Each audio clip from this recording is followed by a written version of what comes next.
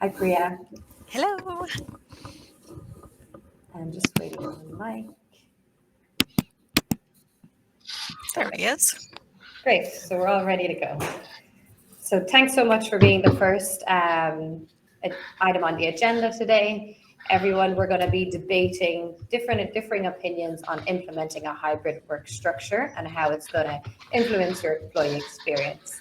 So today we'll be going through four key questions. Mike and Priya will be giving differing opinions.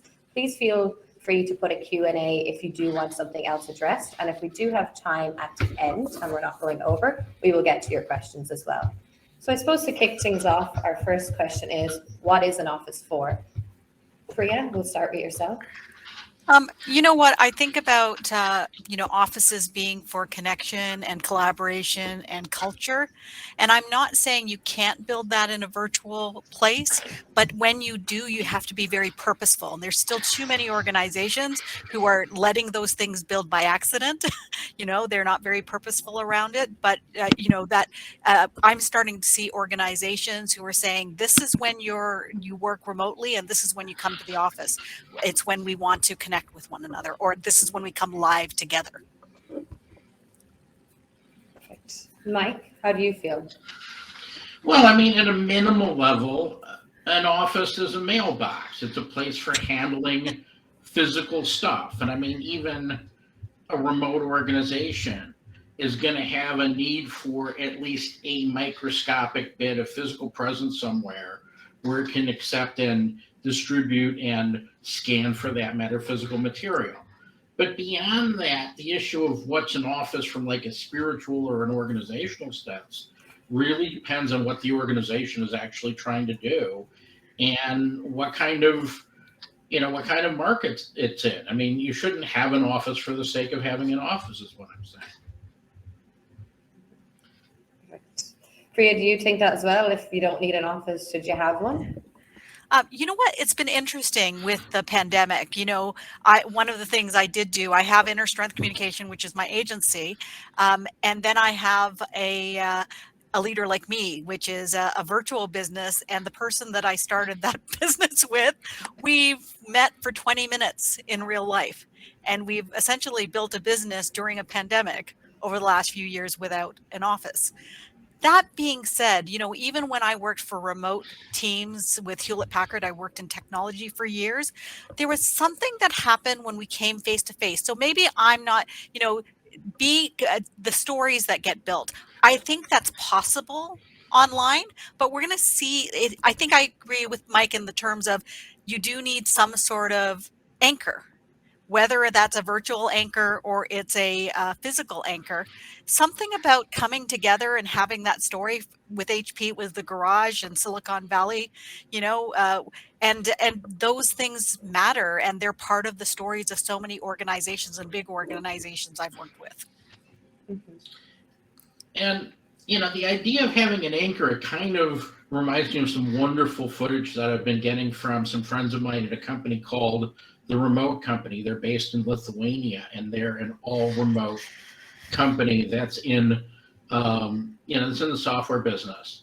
And, their idea of a water cooler conversation is to go to the Republic of Georgia and dive into a mountain lake. That's kind of a water cooler, and they're having plenty of conversations. It's, the issue here is not just simply the venue, it's the context. And you don't necessarily need the traditional office to create the context for the interactivity that drives culture and that drives performance in organizations. And I love what Cindy's contributing to the chat here. It depends on the job. It depends on the work that you're doing. I think about it in terms of I'm always thinking shopping online versus in-person shopping. I'm the kind, I need to go in. I've done some shopping online, but I need to talk to people. I need to try on things. I think it really depends on the type of business you're in, whether is it possible to grow online and virtually without ever having an anchor or a place to go? Yes. I'm going to be interested to see what the data tells us, because I'm also thinking that from a demographic perspective, I've got kids who are teenagers. the last thing they want to do is take that online school experience that they hate right now and keep it virtual. That's probably the big inversion of the whole COVID era. I mean, everybody before COVID was saying, oh, the millennials, they just want to sit in a cafe and work and have it all and enjoy themselves, and et cetera. And the fact is, one of the things that offices do well is the work of less senior people in a way that more senior people can interact with them directly and in onboarding is easier in an office-based environment. Training is people and more junior people into organizations is easier. But on the other hand, you get rid of the office, a whole bunch of opportunities open up for people who, frankly, haven't been that welcome in office environments over the years, particularly of older and more experienced employees. I mean, the thing that always hit me when I came into a corporate headquarters was how little gray hair there was. You have a lot of ethnic minorities. We like being at home just fine because we don't have to deal with the normal office environment. So there's a lot of stuff happening under the surface here that, that's very interesting, that doesn't map onto a traditional work from the office is good, work from home is bad. And I suppose that really leads into our second question of the debate. What would be the implications of the hybrid workplace for the demographics of the workplace? Did you want to start that, Mike, or do you want me to? Sure, I'll give it a go. I mean, as I said, the workforce is doing different things. I mean, the demographics of the workplace will probably strangely become younger, probably the workplace experience will become more collegiate. In organizations that go with a work from office model, you will probably have a formalized 4-day work week, because that's going to be their only way to really compete against, for people who want to have some flexibility in their work-life balance. At the same time, the workforce will probably become more friendly to older employees relative to younger employees. It's going to be easier to plot people in who have skills and experience doing something, to have them do it for another organization, rather than have to have them learn an organization and a culture and work content from scratch. And then the whole issue of a hybrid environment. I mean, the prediction that I keep putting out is that hybrid lasts for 18 months. That you're going to have either organizations going to remote first and getting rid of the surplus office space and all of the flexibility and flexibility management required for it, or going back to a return to office with, again, this maybe 4-day-a-week model. I don't think hybrid lasts more than 18 months. Whereas I say hybrid has always existed. Hybrid has always been here. I've worked in organizations where sometimes, some people work in the office, some people work at home, some people work in the manufacturing, some people work in store, some people work from their trucks, like somebody mentioned here before. Some people have flexibility. I think what we've taught executives is that flexibility, that allowing people to work at home actually continues, the business is still productive. And that was the big myth for executives, especially those who are in some of the older demographics, was that they needed to actually physically see people to know and trust that they were working, right? But there are, having worked in the tech industry and worked in retail, we always had some sort of hybrid, and that's what we should be planning to communicate for. It's really going to be about meeting people where they are. Where I see that there is, there are going to be some challenges and it's a learning opportunity, is that whole idea of that fear of missing out, if you will. Will people who are more physically there have a better chance of being promoted?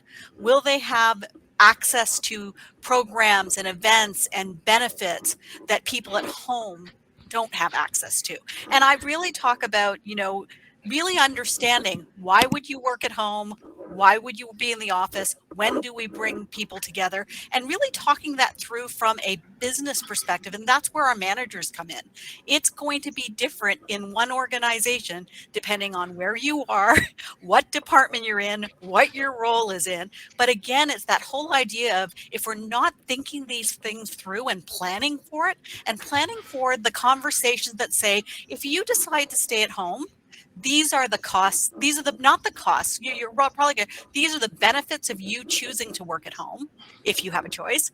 And these are the benefits 2 of points. being in the office. I'm sorry. Right? But yeah, so it really thinking about making sure people understand what they're getting and why, and if the decision is you need to be in the office, you need to actually explain why it's important that people are in the office. Because I think there's going to be a lot of conversations that go on about the lack of choice in a lot of organizations and roles. Mhm. Well, 2 points. I mean, I think on the issue of is there such a thing as hybrid? I think we actually have a form of violent agreement here, because when I say that hybrid will be gone in 18 months, I mean the idea of a distinct, customized hybrid business model. I think that's going to be gone. I think it's really, you have hybrid. You're always going to have hybrid in work from office environments. You have, even in the most office environment, you do have field staff running around talking to people and doing, interacting with. Mhm. And in the most remote organizations, you do have that bit of physical infrastructure. You've got the stuff like that. But what I'm saying is the idea of a hybrid world or a hybrid model is probably we need to be spending much more time thinking about. And here's why because the one thing that we're not thinking about right now is what the competitors are going to do. Because really, of this debate is there's been very little discussion about what happens when these different business models collide. The business model has two major advantages over any other business model, which is one, the much lower overheads, and two, the access to global talent. Particularly if you're an English-speaking organization, you've got access to English-speaking all over the world. No office-based organization is going to be able to compete. Office-based organizations do have certain advantages. You can create more discipline, to create easier knowledge transfer in a proximate environment. So when you're kind of a do as you please hybrid company, and you're coming in with with a remote competitor on the left and a highly disciplined office competitor on the right, how are you going to manage that? And does anybody even think? And you know what? When we always had hybrid work at Hewlett Packard, one of the great things that they did was talk to managers about managing by objective. So I'm seeing a lot of chatter around productivity, and people assume that productivity means somebody's physically there, or I need to see them working in order for them to deliver. What I love about training people to say, let's actually manage by objective.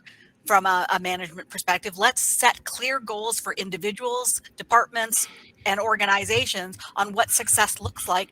If you're working 4 hours or 8 hours, there are people. I was always somebody who was able to do 2 hours work, or like 8 hours work in 2 hours, right? So as long as I'm delivering, that's what you want to see.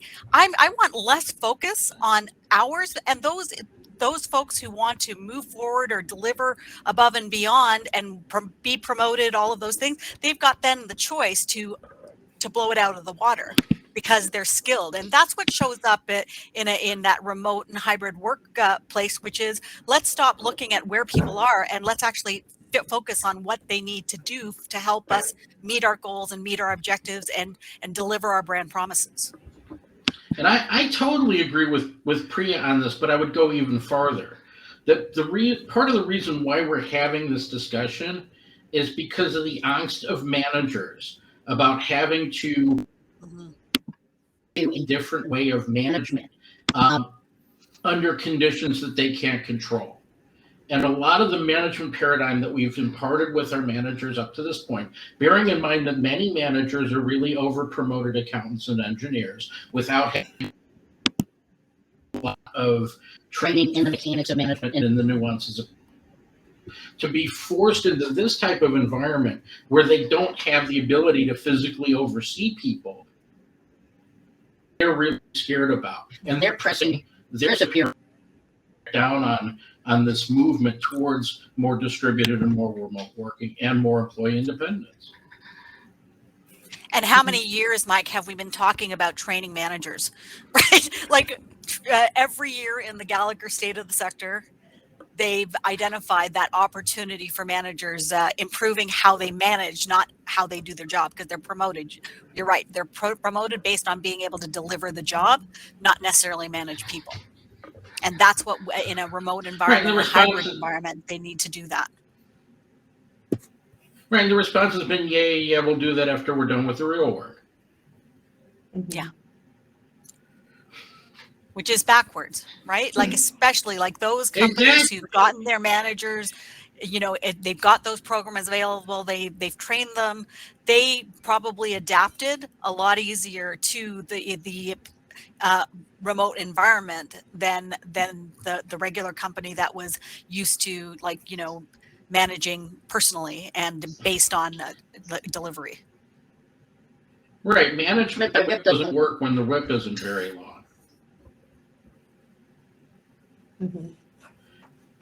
You know, it's hard to manage that way in a distributed environment. Absolutely. And I suppose while we're talking about managers here, I'm sure there's a lot of people in the audience who are probably having this problem.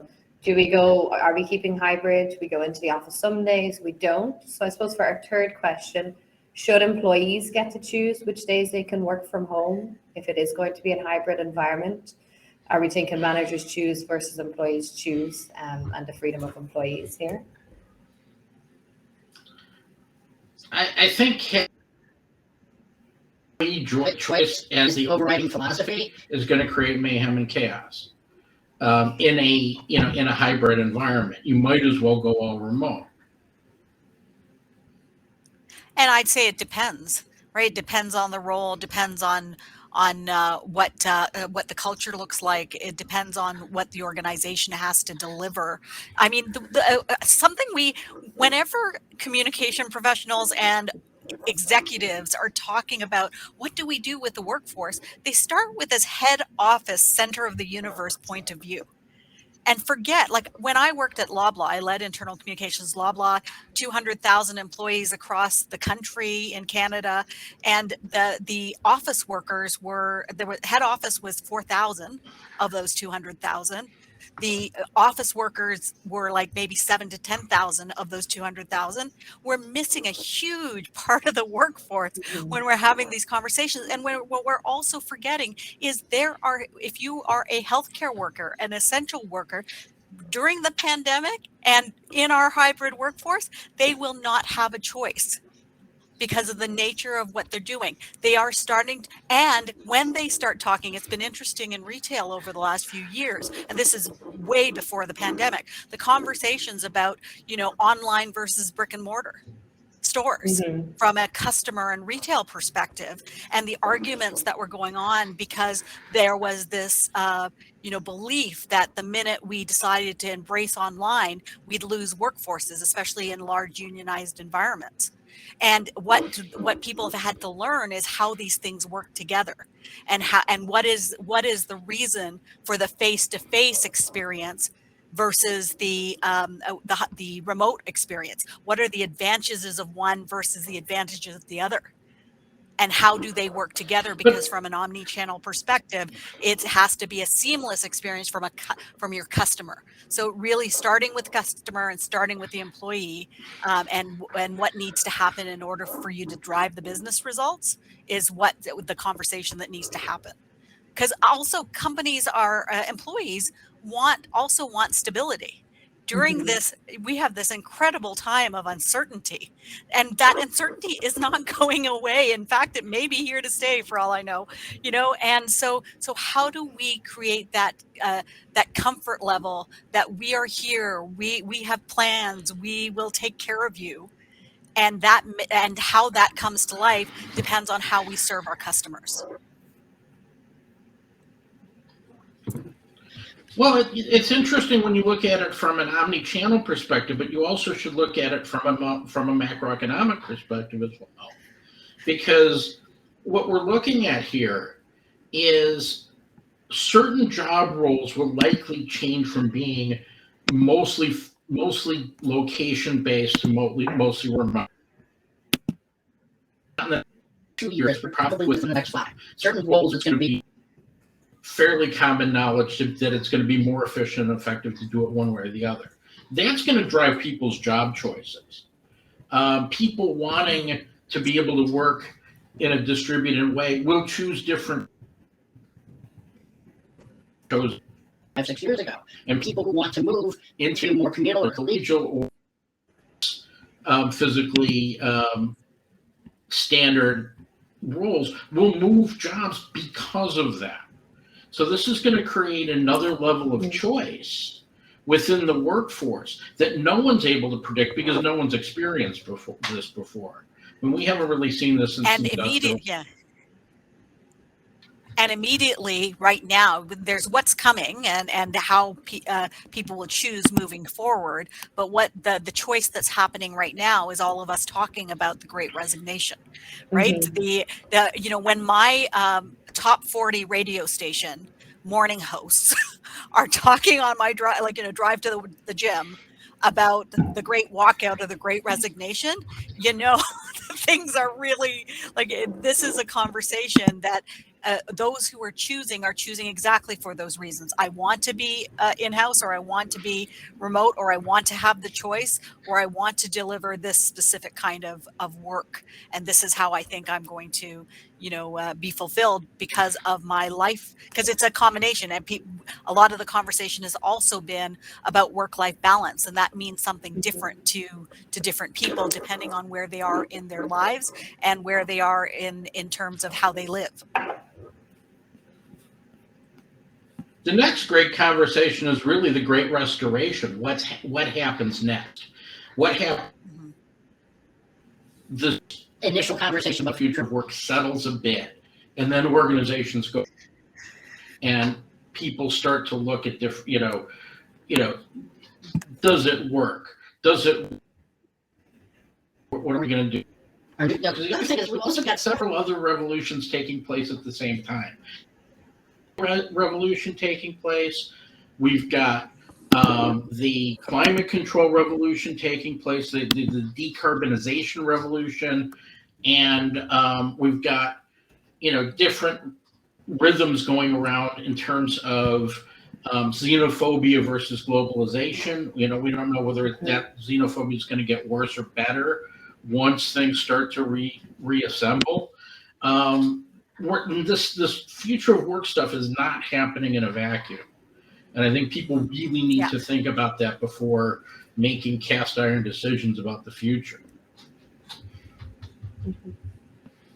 And I suppose there's a few good comments going into chat there about the Great Resignation. Is the hybrid workplace the cause of it? Is it because people have more choice now?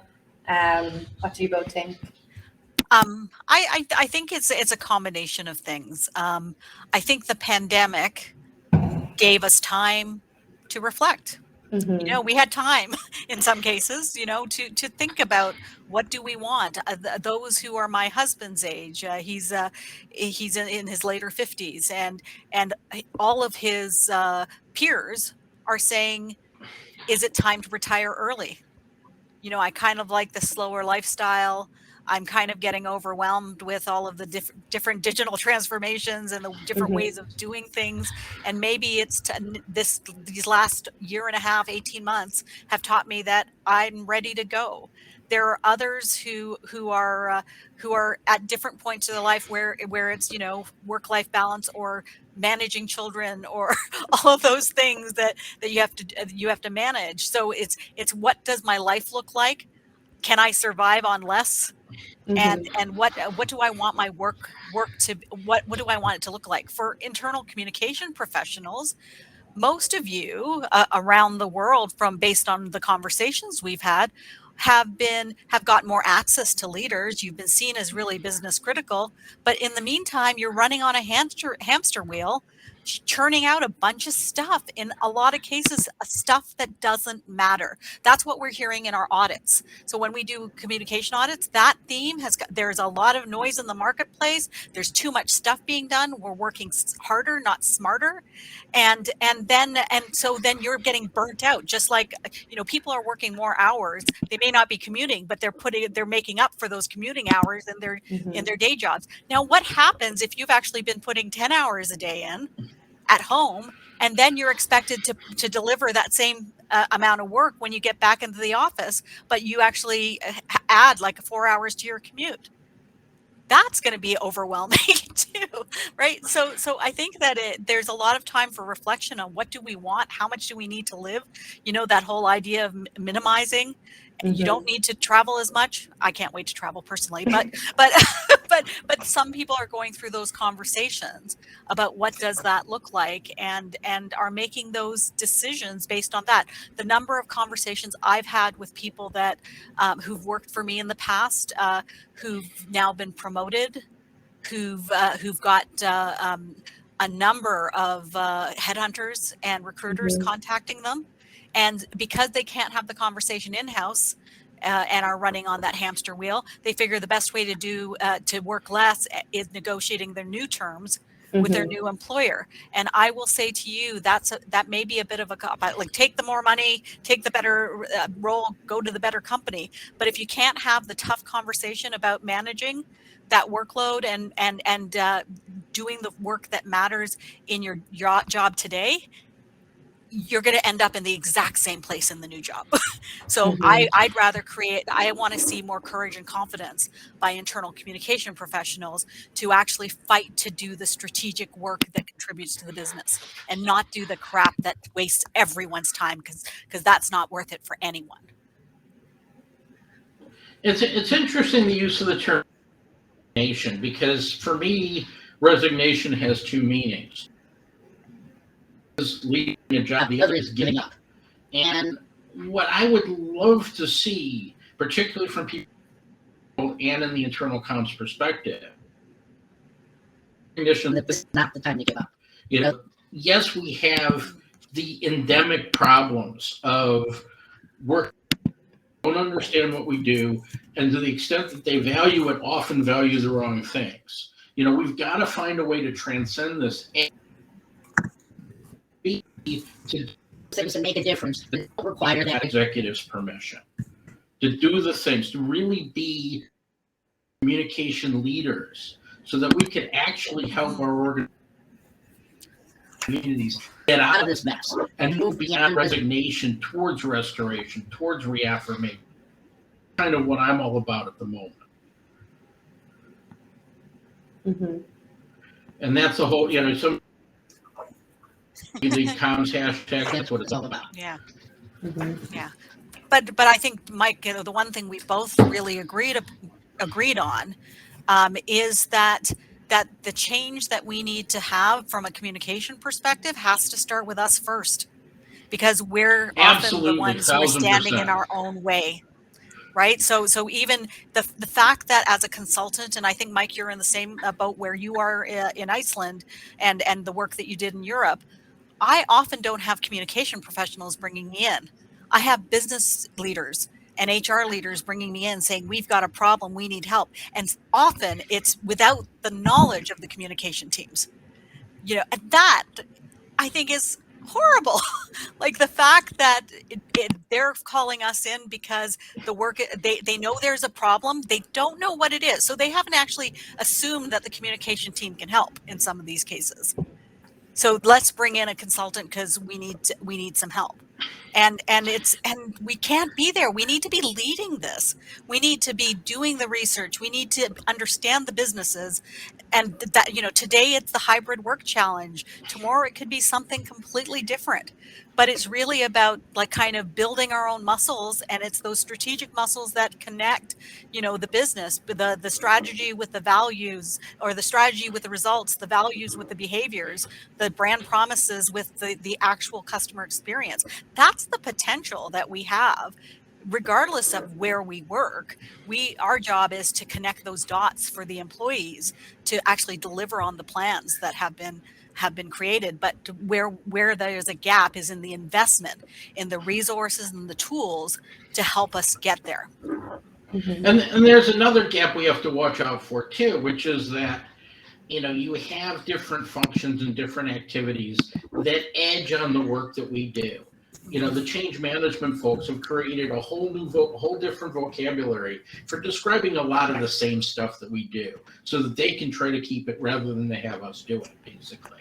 And we need to be really vigilant, not just about the work we do in the past we bring to it, but also around the language that's used, so that we can cut through the bureaucracy and cut through the inauthenticity, so that we can have straight conversations in these organizations. And I'm just going to jump in here, guys. Unfortunately, we are out of time. I'd say we could go on for hours with this debate. Oh, yes. That went quick. I know. We didn't get to the last question, but I took one from the audience instead, as I thought it was a bit more relevant to what we were chatting about. But thank you, Priya and Mike, for joining us today. If anyone does want to connect with Priya and Mike offline, feel free to grab their details from their profile in Remo or on the website landing page as well. And I'm going to